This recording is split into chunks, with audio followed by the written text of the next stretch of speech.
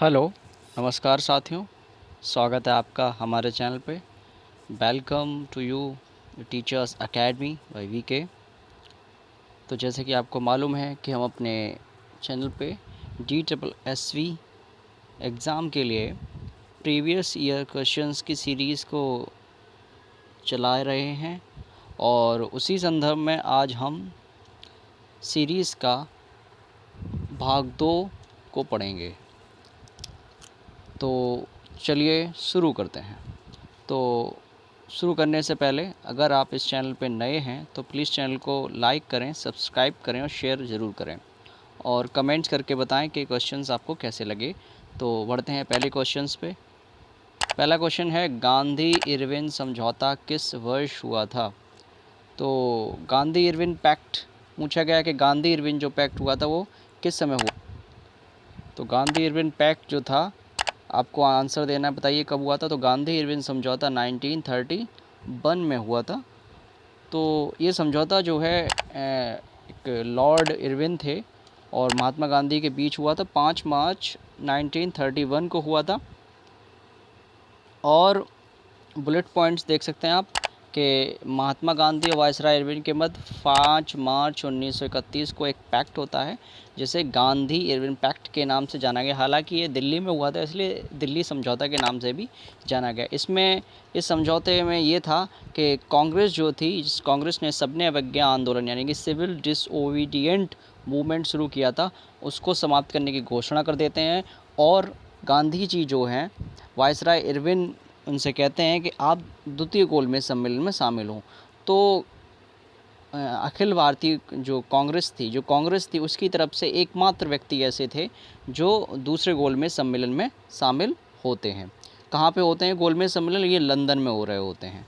ठीक है, अगले क्वेश्चन पे चलते हैं। अगला क्वेश्चन है, योजना आयोग का अध्यक्ष कौन होता है? तो योजना आयोग के बारे में पूछा गया। योजना आयोग का अध्यक्ष कौन होता है? कौन होता था होना चाहिए यहाँ पे, क्योंकि योजना आयोग को अब समाप्त कर दिया गया है। तो योजना आयोग का जो अध्यक्ष होते थे वो कौन होते थे? हमारे प्रधानमंत्री जी होते थे। तो योजना आयोग के बारे में जान लीजिए। योजना आयोग जो थी एक गैर संवैधानिक निकाय थी, यानी कि इसका ये जो है गैर संवैधानिक निकाय है। अब जो है इसको समाप्त कर दिया गया है। तो 1 जनवरी 2015 को योजना आयोग को समाप्त कर दिया गया था और उसकी जगह पे जो है नीति आयोग को लाया गया। ठीक है, तो आप देख सकते हैं यहाँ पे योजना आयोग और नीति आयोग, ये रहा, दोनों में अंतर क्या है। तो 1 जनवरी 2015 को योजना आयोग की जगह नीति आयोग को स्टार्ट किया गया। और नीति आयोग जो है ये भी गैर संवैधानिक निकाय है, इसका संविधान में कोई जिक्र ही नहीं है। और नीति आयोग के अगर आप बात करें इसकी पूर्ण रूप की, तो नीति आयोग का मतलब होता है राष्ट्रीय भारत परिवर्तन संस्थान, यानी कि national institution for transforming India. ठीक है, नीति आयोग और इन दोनों में बेसिक अंतर ये है कि जो योजना आयोग था ये वित्तीय आवंटन कर सकता था। यहाँ लिखा है कि योजना आयोग जो है मंत्रालयों और राज्य सरकारों को धन आवंटित करने का अधिकार रखता था, लेकिन नीति आयोग एक सलाहकार ग्रुप के रूप में काम करेगा, केवल सलाह दे सकता है, कोई धन आवंटित नहीं कर सकता। और नीति आयोग की अगर संरचना की बात करें तो इसमें एक अध्यक्ष होंगे, एक उपाध्यक्ष होंगे, एक CEO होंगे और पूर्णकालिक सदस्य फुल टाइम मेंबर्स होंगे और पदेन सदस्य होंगे। ठीक है, और शासी परिषद और विशेष आमंत्रित सदस्य भी शामिल होंगे। तो नीति आयोग का जो अध्यक्ष है ये भी प्रधानमंत्री जी हैं। और नीति आयोग के पहले अध्यक्ष कौन है? तो नीति आयोग के पहले अध्यक्ष श्री नरेंद्र मोदी जी हैं। और नीति आयोग के उपाध्यक्ष जो होते हैं, जो एक अध्यक्ष एक उपाध्यक्ष, इनकी नियुक्ति भी कौन करता है? प्रधानमंत्री जी ही करते हैं। ठीक है। और नीति आयोग के अगर पूछ ले कि नीति आयोग के पहले उपाध्यक्ष कौन थे, तो नीति आयोग के पहले उपाध्यक्ष अरविंद पनगड़िया जी थे। और पहले CEO पूछ ले तो पहले CEO सिंधु श्री खुल्लर जी थे। अगले क्वेश्चन पे चलते हैं, आप ये पढ़ लीजिएगा। अर्थशास्त्र का जनक किसको कहा जाता है? तो अर्थशास्त्र का जनक पूछा गया है फादर ऑफ इकोनॉमिक्स। तो राइट आंसर बताइए, फादर ऑफ इकोनॉमिक्स किसको कहा जाता है? एडम स्मिथ को कहा जाता है। तो अर्थशास्त्र का जनक कौन थे? एडम स्मिथ थे। इन्होंने एडम स्मिथ की एक बुक थी, ये रही आपके सामने बुक। तो इनकी बुक का नाम था ए वेल्थ ऑफ द नेशन। ठीक है, अगले क्वेश्चन पे बढ़ते हैं। अगला क्वेश्चन है शिक्षा को किस सूची में रखा गया है। तो शिक्षा जो एजुकेशन इसको किस सूची में रखा गया, राज्य सूची, संघ सूची, मिश्रित सूची या डी समवर्ती सूची। तो शिक्षा को किस सूची में रखा गया है, तो शिक्षा को जो है अभी समवर्ती सूची में रखा गया है। ठीक है, तो ये बुलेट पॉइंट्स आप नोट कर सकते हैं। शिक्षा को जो है पहले राज्य सूची के अंतर्गत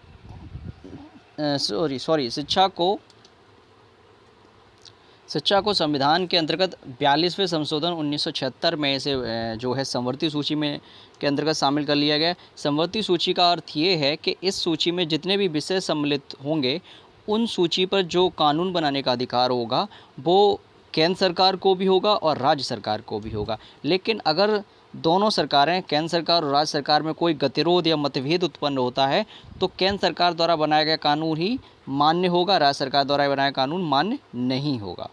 तो 1976 में एक 42 कॉन्स्टिट्यूशन अमेंडमेंट एक्ट के तहत इसे शामिल कर लिया गया। और बात कर रहे हैं अगर हम शिक्षा की, तो समस्त जितने भी बच्चे हैं उनको निःशुल्क और अनिवार्य शिक्षा मिलती है।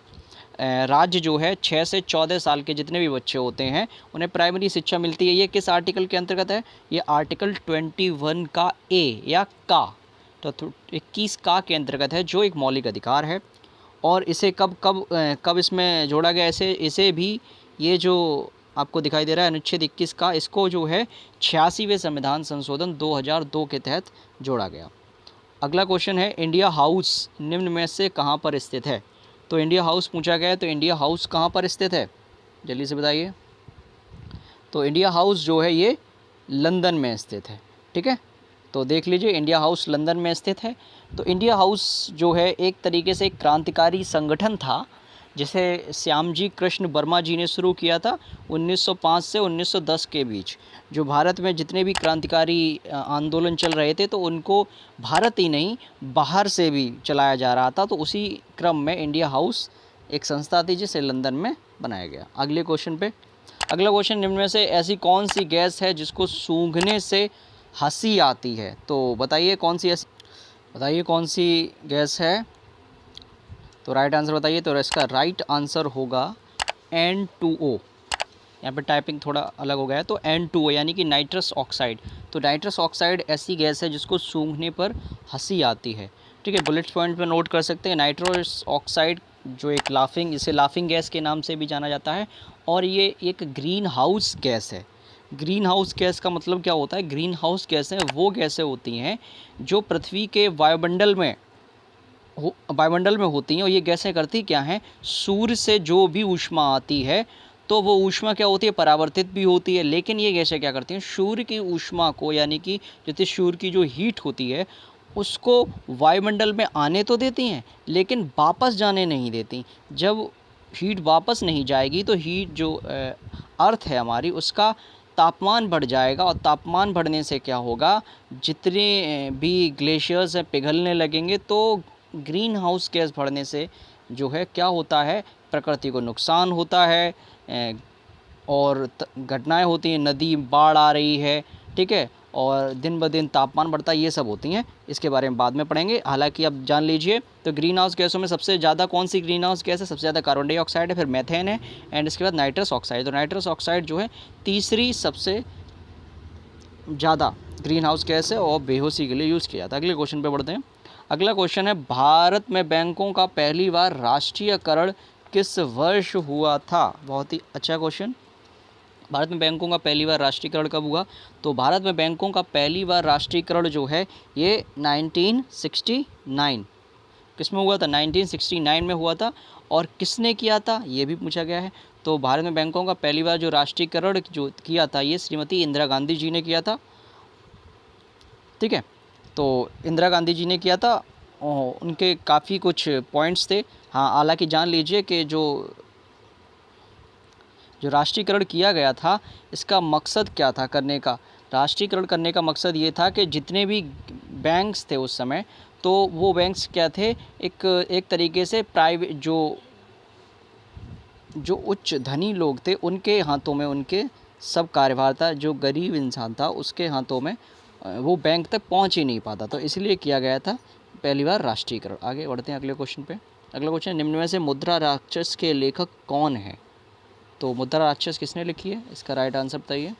तो मुद्रा राक्षस जो है ये विशाख दत्त ने लिखी है। ठीक है, अगले क्वेश्चन पे बढ़ते हैं। अगला क्वेश्चन है रशियन रिवॉल्यूशन रूसी क्रांति कब हुई थी? तो जवाब आंसर दीजिए आप लोग। रूसी क्रांति कब हुई थी? रूसी क्रांति 1917 में हुई थी। ठीक है, और ये जो क्रांति हुई थी इसमें देख लीजिए आप, ये इसका पॉइंट्स हैं। रूसी क्रांति, इसके एक रीज़न क्या क्या रहे रूसी क्रांति के? तो रूस ने साम्राज्यवादी लाभ लेने के उद्देश्य से मित्र राष्ट्रों के पक्ष में से भागीदारी करी।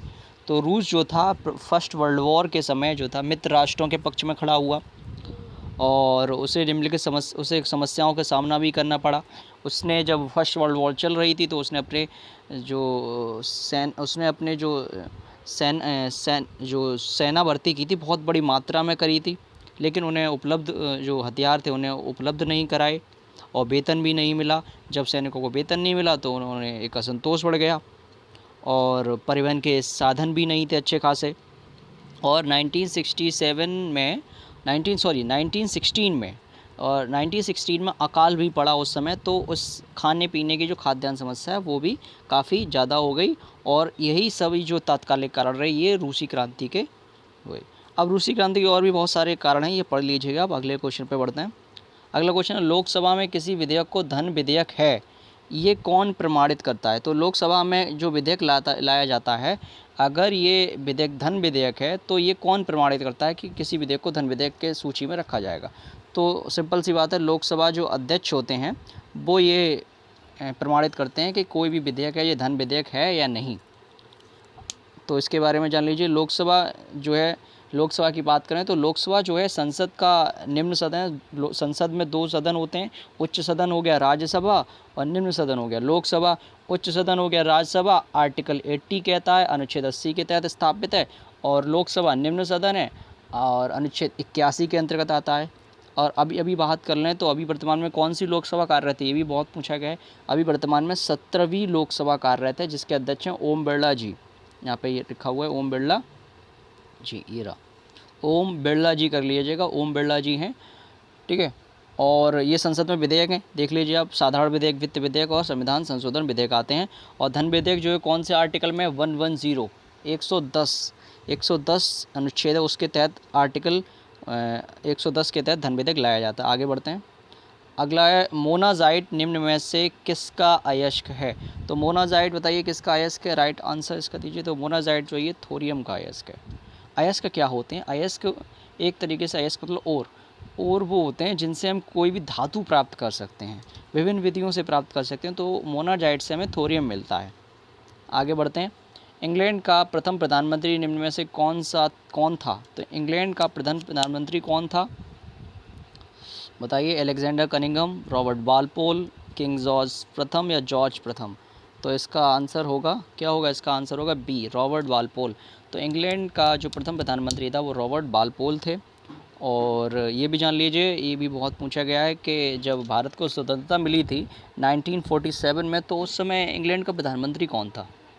ठीक है, ये जो आंसर है इसका आंसर आप लोग बताएंगे, कमेंट बॉक्स में आंसर देंगे इसका कि भारत को जब स्वतंत्रता मिली थी तो उस समय इंग्लैंड का प्रधानमंत्री कौन था। आगे बढ़ते हैं। अगला क्वेश्चन है, हाँ, बुलेट पॉइंट देख लीजिए आप, ये बुलेट पॉइंट। हाँ, ब्रिटेन के बारे में जान लीजिए। तो ब्रिटेन ने क्या किया था? भारत पे राज्य किया था, एक कॉलोनी थी भारत। अब भारत एक कॉलोनी थी, यानी कि एक भारत उपनिवेश था। तो जो विशेष प्रकार की वहाँ पे व्यवस्था रही होगी उसी प्रकार से हिंदुस्तान में व्यवस्था रही होगी। तो वहाँ पर जो है एकात्मक राज्य और संवैधानिक राजतंत्र के सिद्धांतों पर आधारित है। तो बात कर लें जैसे हमारे यहाँ पे जैसे बात कर लें तो वहाँ लोकतंत्र तो है ही है, यहाँ पर भी लोकतंत्र है। तो भारत में जो है संघात्मक लोकतंत्र की व्यवस्था ज़्यादा है, जिसे कि एक तरीके से कनाडा के संविधान के तौर पे लिया गया है। तो कनाडा में भी संघात्मक है और यहाँ पे भी संघात्मक है। लेकिन बात करें ब्रिटेन की, तो ब्रिटेन में क्या है? जैसे ब्रिटेन में निर्वाचित प्रधानमंत्री जो है वहाँ के शासन प्रमुख हैं। जैसे अपने यहाँ पे जो प्रधानमंत्री जी हैं वहाँ पे भी प्रधानमंत्री हैं, वो शासन के प्रमुख हैं। और राष्ट्र के प्रमुख कौन हैं? राष्ट्र के प्रमुख हैं हमारे प्रेसिडेंट। वहाँ पे नरेश होते हैं, नरेश यानी कि राजा। हमारे यहाँ पे राष्ट्रपति की व्यवस्था है। ठीक है। तो ये बहुत बड़ा डिफरेंस है। हमारे यहाँ पे राष्ट्रपति हैं, वहाँ पे राजा हैं, और उनका जो है राजा कैसे हैं वहाँ पे, एक तरीके से राजा का कोई चुनाव नहीं है वहाँ पे, ठीक है। और हमारे यहाँ पे प्रधानमंत्री वो राष्ट्रपति का चुनाव है। तो राष्ट्र के प्रमुख कौन हैं, राष्ट्र के प्रमुख पूछा जाएगा तो राष्ट्रपति हैं, और शासन के प्रमुख कौन है, गवर्नमेंट के प्रमुख कौन है, तो प्रधानमंत्री जी हैं, ठीक है। और देख लीजिए जो ब्रिटेन था उसने कहाँ कहाँ पर Canada, Bharat, Australia, New Zealand, Singapore, Malaysia, Jamaica और जो भी कॉमनवेल्थ के जितने भी देश हैं उन पे शासन किया। तो जैसी वहाँ की व्यवस्था रही होगी वैसी यहाँ की व्यवस्था रही होगी। आगे बढ़ते हैं। आज़ाद हिंद फौज सरकार का गठन किस वर्ष किया गया था? तो बताइए इसका राइट आंसर क्या होगा। आज़ाद हिंद फौज जो सरकार बनी थी इसका गठन कब किया गया था? 1942 में, 1940 में, 1932 में या 1945 में किया गया था? इसका राइट आंसर बताइए। इसका राइट आंसर होगा, इसका राइट आंसर होगा 1942 में किया गया था, ठीक है। तो इसके बारे में जान लीजिए। तो आज़ाद हिंद फौज जो थी ये, इसका जो गठन था बहुत पहले हो गया था, 1935 में अफ़गानिस्तान में ही हो गया था, ये अलग बात है। तो उस प्रकार से आज़ाद हिंद सरकार की एक सेना बन गई थी वहाँ पे जो भारत को स्वतंत्रता दिलाना चाह रही थी। और इसी क्रम में क्या होता है, दक्षिण पूर्वी एशिया में जापान के सहयोग से जो नेताजी सुभाष चंद्र बोस जी थे उन्होंने 40,000 जो भारतीय थे, इसमें स्त्री और पुरुष भी थे, उनको शामिल किया था और आज़ाद हिंद फौज भी बनाई थी। आज़ाद हिंद फौज के 3 विंग भी थे, जिसमें गांधी विंग भी थे, गांधी विंग, एक नेहरू विंग और तीसरी शायद लक्ष्मीबाई विंग थी। तो इस प्रकार से थी। और द्वितीय विश्व युद्ध के दौरान क्या होता है, 1943 में जापान की सहायता से टोक्यो में, अब इसकी जो वर्तमान की बात करें तो 1943 में जापान की सहायता से टोक्यो में राष्ट्रपति अंग्रेज को कब्जे से दिलाने के लिए फौज की इंडियन नेशनल आर्मी बनाया। इसमें से कौन थे? कैप्टन मोहन सिंह थे, रास बिहारी बोस थे, ये लोग थे, ठीक है। लोधी वंश का अंतिम शासक कौन हुआ? तो बहुत ही अच्छा क्वेश्चन है। लोधी वंश का अंतिम शासक कौन हुआ? तो लोधी वंश का अंतिम शासक कौन हुआ? इब्राहिम लोधी हुए। तो लोधी वंश जो थे ये भारत में आया और इसका अंतिम शासक इब्राहिम लोधी थे। आगे बढ़ते हैं। विश्वविख्यात जोग जलप्रपात निम्न में से किस नदी पर स्थित है? तो विश्वविख्यात जोग जलप्रपात जो है ये कर्नाटक में है, और कर्नाटक में कौन सी नदी पर स्थित है? ये शरावती नदी पर स्थित है, ठीक है। अगले क्वेश्चन पे चलते हैं। अगला क्वेश्चन है, राष्ट्रीय समुद्र विज्ञान संस्थान कहाँ पर स्थित है? तो नेशनल ओशियन साइंस इंस्टीट्यूशन पूछा गया है, कहाँ पर स्थित है आप लोग बताइए। तो ये जो है ये गोवा में स्थित है, ठीक है। अगले क्वेश्चन पे चलते हैं। भारत का सबसे बड़ा कृषि प्रायोगिक फॉर्म, ठीक है। तो भारत का सबसे बड़ा कृषि प्रायोगिक फॉर्म कहाँ स्थित है? इसका राइट आंसर बताइए। तो ये जो है ये कहाँ स्थित है? ये अम्बाला में स्थित है। अगले क्वेश्चन पे बढ़ते हैं। अगला क्वेश्चन, राज्यसभा के पदेन अध्यक्ष कौन होते हैं? तो राज्यसभा का पदेन अध्यक्ष कौन होता है राज्यसभा का पदेन अध्यक्ष? तो इसका राइट आंसर होगा उपराष्ट्रपति। तो उपराष्ट्रपति जो है भारत के, वो राज्यसभा के पदेन अध्यक्ष होते हैं। राज्यसभा के बारे में जान लीजिए। आर्टिकल 80 के तहत बनी है, स्थायी सदन है, कभी भी डिसॉल्व नहीं होती, कभी भी भंग नहीं होती। और इसके जो मेंबर्स होते हैं, इसके सदस्यों का कार्यकाल 6 वर्ष रहता है, और उसमें से 1/3 1/3 मेंबर्स हर 2 साल में सेवानिवृत्त होते जाते हैं, जो कि आर्टिकल 83 का फर्स्ट पार्ट कहता है। और भारत का जो उपराष्ट्रपति राज्यसभा का सभापति होगा, ये कौन सा आर्टिकल कहता है? ये आर्टिकल 89 कहता है। अगले क्वेश्चन पर चलते हैं। अगला क्वेश्चन, भारत में हर साल सेना दिवस मनाया जाता है। तो भारत में हर साल सेना दिवस कब मनाया जाता है? भारत में हर साल सेना दिवस जो है ये 15 जनवरी, यानी कि इसका जो बी पार्ट है वो सही है। हर साल 15 जनवरी को मनाया जाता है, ठीक है, ठीक है। तो इसका राइट आंसर होगा कौन सा? बी बता दिया मैंने, 15 जनवरी को मनाया जाता है। तो जो आर्मी डे है ये 15 जनवरी को मनाया जाता है। 15 जनवरी को क्यों मनाया जाता है? 15 जनवरी को इसलिए मनाया जाता है कि 15 जनवरी को क्या होता है, हमारे जो फील्ड मार्शल जी थे के एम करियप्पा जी, उन्होंने पदभार ग्रहण किया था। पहले जनरल थे के एम करियप्पा जी, उन्होंने 15 जनवरी 1949 में पदभार लिया था आर्मी में। अब चूँकि वो पहले भारतीय थे इसीलिए मनाया गया, क्योंकि उस समय उन्होंने ज्वाइन किया था उस समय। अब ये इन्होंने लिया किससे था? ये जो है एक ब्रिटेन शासन कर रहा था। 1949 में ब्रिटेन की सरकार थी, तो ब्रिटेन सरकार के अंतिम जो जनरल थे सर फ्रांसिस बुचर, तो सर फ्रांसिस बुचर से इन्होंने अपना पदभार लिया था। तो के एम करियप्पा जी बने थे 15 जनवरी को 1949 को, इसलिए तभी से हर साल सेना दिवस मनाया जाता है। और जान लीजिए तीन सेनाएं हमें भारत सरकार में, जल सेना, थल सेना और वायु सेना। तो बात करें हम थल सेना की, तो जो है अगर हम बात करें एयरफोर्स की, ठीक है, तो हम बात करें एयरफोर्स की, तो एयरफोर्स में क्या है, तो एयरफोर्स डे कब मनाया जाता है? एयरफोर्स डे जो है 8 अक्टूबर को मनाया जाता है। 8 अक्टूबर को मनाया जाता है एयरफोर्स डे। और नेवी डे यानी कि नौसेना दिवस मनाया जाता है 4 दिसंबर को, ठीक है। तो एयरफोर्स डे की बात कर लो, तो एयरफोर्स डे जो है ये 8 अक्टूबर को ही क्यों मनाया जाता है? क्योंकि भारत सरकार के पास जो थी एयरफोर्स था, ये बहुत पहले से थी, भारत के आज़ाद होने से पहले भी थी, पहले से रॉयल इंडियन एयरफोर्स के नाम से जाना जाता था। तो 8 अक्टूबर को मनाया जाता है और नौसेना दिवस 4 दिसंबर को मनाया जाता है। आगे अगले क्वेश्चन पे बढ़ते हैं। चक्रवात साइक्लोन के कारण आता है। चक्रवात जो होता है साइक्लोन किसके कारण आता है? ये चक्रवात साइक्लोन जो है ये निम्न वायुदाब के कारण होता है। क्या होता है, जो साइक्लोन आ रहा होता है तो उसके अंदर जो है निम्न वायुदाब होता है, इसी के कारण कोई भी जो बनते हैं, कोई भी चीज़ है तो उसके अंदर आ जाती है, तो निम्न वायुदाब बनता है उसके अंदर, इसीलिए इसका राइट आंसर होगा बी, निम्न वायुदाब। आगे बढ़ते हैं। भारत में पहली रेल किसके शासनकाल में चलाई गई? तो भारत में पहली रेल जो है, भारत में पहली रेल जल्दी से बताइए किसके शासनकाल में चलाई गई? जल्दी से बताइए। ठीक है, तो भारत में पहली रेल बताइए किसके शासनकाल में चलाई गई? तो भारत में पहली रेल जो है लॉर्ड डलहौजी के शासनकाल में चलाई गई। तो लॉर्ड डलहौजी के शासन था, उस समय भारत की पहली रेल चलाई गई। अब कब चलाई गई पहली रेल? जो है 16 अप्रैल 1853 यानी कि 1853, 16 अप्रैल 1853 को चली थी। कहाँ से कहाँ तक चली थी? मुंबई से थाने के बीच चली थी। 34 किलोमीटर डिस्टेंस थी उसकी, 34 किलोमीटर चली थी। और बात कर लें जो ट्रेन चलाई गई थी उसका नाम भी रखा गया था, तो उसका नाम जो है ब्लैक ब्यूटी रखा गया था। क्या रखा गया था? ब्लैक ब्यूटी रखा गया था, और लॉर्ड डलहौजी के शासनकाल में चलाई गई थी। ठीक है, आगे बढ़ते हैं अगले क्वेश्चन पे। तो अगला क्वेश्चन है पानीपत की पहली लड़ाई। पानीपत की पहली लड़ाई, यहाँ क्वेश्चन गलत टाइप हो गया, पानीपत की दूसरी लड़ाई होगा। पानीपत की दूसरी लड़ाई किसके बीच लड़ी गई? तो पानीपत की दूसरी लड़ाई जो है अकबर और हेमू के बीच लड़ी गई। ठीक है, तो पानीपत की दूसरी लड़ाई जो है किसके बीच लड़ी गई? अकबर और हेमू। कब लड़ी गई? 1556 में लड़ी गई। ठीक है, तो अगले क्वेश्चन पे चलते हैं। ठीक है, तो पानीपत की पहली लड़ाई जो थी, पहली लड़ाई नहीं होगी यहाँ पे, दूसरी लड़ाई क्वेश्चन होगा, दूसरी लड़ाई कब लड़ी गई? तो पानीपत की दूसरी लड़ाई जो है अकबर और हेमू के बीच लड़ी गई। कब लड़ी गई? 1556 में लड़ी गई।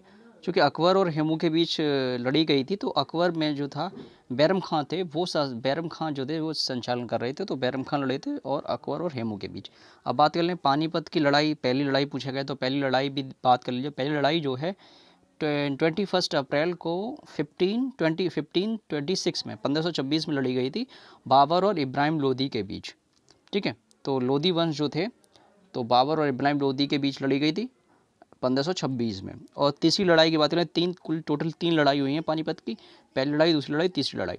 तीसरी लड़ाई 1761 में लड़ी गई थी मराठा और अहमद शाह अब्दाली के बीच।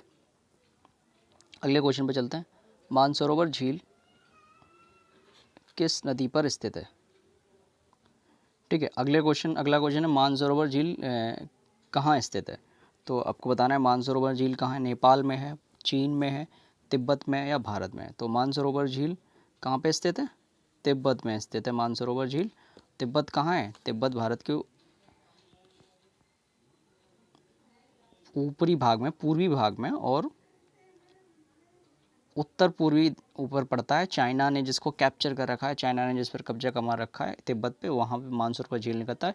और मानसरोवर झील जो है बहुत सी नदियाँ भी इनसे यहाँ से निकलती हैं, तो ये तिब्बत में पड़ता है। अगले क्वेश्चन पे बढ़ते हैं। अगला क्वेश्चन है हमारे पास, विजयनगर राज्य किस नदी के मध्य स्थित है? तो विजयनगर राज्य जो पूछा गया है इस नदी के मध्य नहीं, किस नदी के तट पर स्थित है, मतलब किस नदी, जो विजयनगर राज्य है वहाँ से किस नदी कौन सी नदी बहती है। तो आपको आंसर देना है विजयनगर राज्य से तुंगभद्रा नदी बहती है। ठीक है, तो आज के लिए यही रखते हैं। तो अगर आपको ये वीडियो पसंद आया है तो आप इस वीडियो को लाइक कर सकते हैं, शेयर कर सकते हैं और सब्सक्राइब भी कर सकते हैं।